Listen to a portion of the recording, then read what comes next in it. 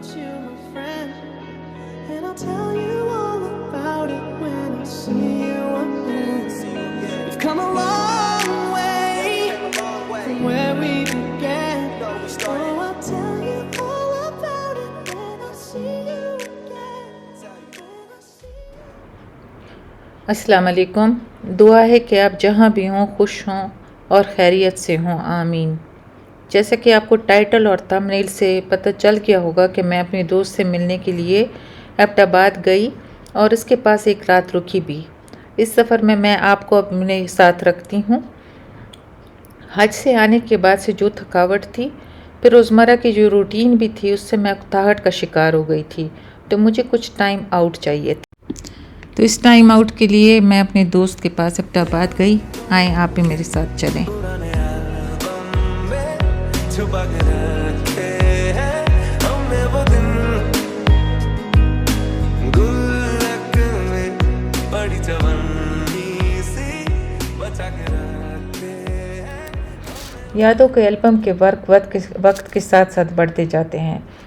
इनमें कुछ यादें खुशगवार, कुछ तकलीफ़देह होती हैं, लेकिन अगर आप गौर करें तो इस एल्बम की हर पन्ने या हर वर्क पर कुछ लोग मुतवातर ही होते हैं। हर मौके पर ये दिखाई देते हैं, चाहे वो मौका खुशी का हो या चाहे वो मौका ऐसा हो जिसमें आप लो फील करते हैं, डिप्रेस्ड फील करते हैं। इन लोगों को हम लोग पुराने दोस्त या ओल्ड फ्रेंड्स कहते हैं।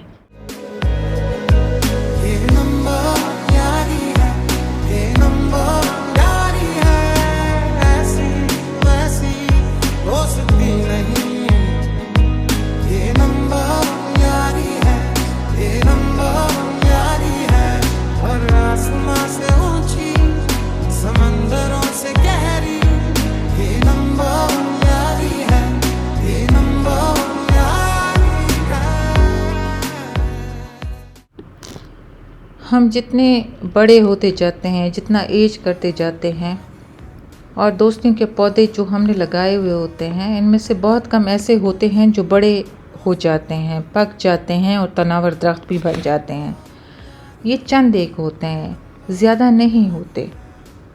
बाकियों से भी आपका नाता जुड़ा रहता है, लेकिन एक ख़ास हद तक। मगर ये जो तनावर दरख्त बन जाते हैं, तनावर जड़ों वाली दरख्त बन जाते हैं, ये वाली जो दोस्ती का दरख्त होता है, वो ऐसा होता है कि ओवर पीरियड ऑफ टाइम आपको आपकी खुशी के हर मौके पर, और ज़्यादा इम्पॉर्टेंटली आपके टफ़ टाइम या जो डिफ़िकल्ट पैचेस ऑफ लाइफ होते हैं, उसमें आपके साथ होते हैं। ऐसे ही मेरी भी ये दोस्ती।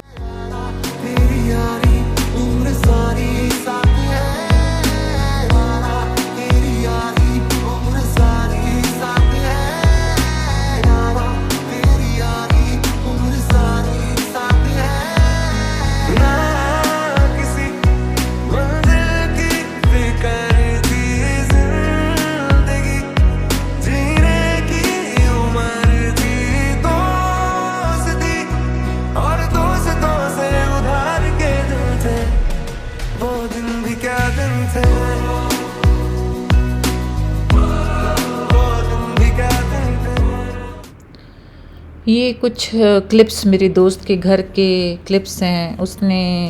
वो एक बहुत अच्छे टेस्ट की मालिक है, और फिर आपके साथ मैंने ये व्यूज़ थोड़े से शेयर किए हैं। उसने मेरे लिए बहुत कुछ खाने का भी बनाया था, लेकिन फिर भी हम लोग जस्ट 2 ऑफ अस बाहर गए, हमने स्टेक्स खाए और फिर हम लोग वापस आ गए।